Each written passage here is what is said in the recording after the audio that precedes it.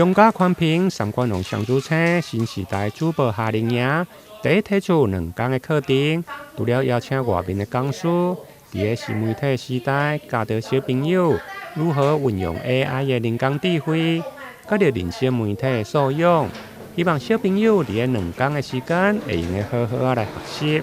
其實這2天都是每一次我們公司最具有活力的2天。但是也是我們工作同仁最頭痛的2天，因為小朋友真的是太活潑了，然後我們的年紀跟大家都有點差別，大家的體力沒有像各位這麼的好，所以也感謝大家這2天的參與吼，後面也要跟我們哥哥姐姐感謝的，就大家盡量表達，那也會有在一些什麼你們的影片，到時候也會提供給你們吼，所以。有機會的話，覺得好玩，可以跟你們的同學、跟你們的家長宣傳一下，明年度可以再來。你實景操作有聲音口語的表達，佮着商業列名的指導等。另外，還有資深的主播郭文吉，佮着陳碧春親自來指導新聞的採訪，佮着節目的訪談，面對鏡頭的表現技巧，透過角色的扮演，佮着分組的採訪訓練。提升每一位學員的自信，佮着表達的能力。在2天的時間，我想請問這一位觀眾小朋友，你有什麼感想？然後有什麼心得？還有你為什麼要來參加這個活動？我覺得這樣可以參加活動機會很難得，所以我就直接跟媽媽說，哦，那我想來參加這一次的活動。實際參加之後，我覺得這活動真的很好玩。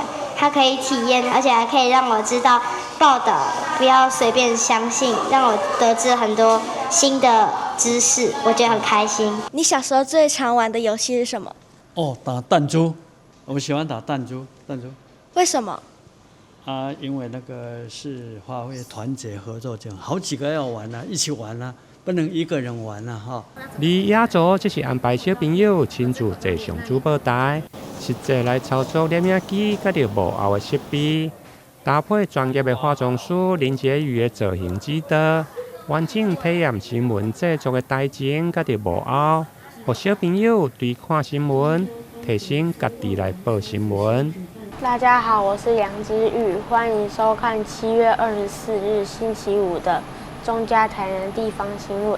2026新世代王播夏令營活動，邀請對傳播領域有興趣的台南學子一起到攝影棚。2天課程內容豐富有趣，讓參與的學員更認識媒體。感謝您收看7月24日的中嘉台南地方新聞，我是吳一凱，我們再會。經過2天的授課，佮着實踐的過程，每一位參加營隊的小朋友攏收穫滿滿。主辦單位最後嘛一一來頒發結業證書。而這期未赴參加的小朋友，後個月8月12、13，還有另外一個提出。台南新聞林英根採訪報道。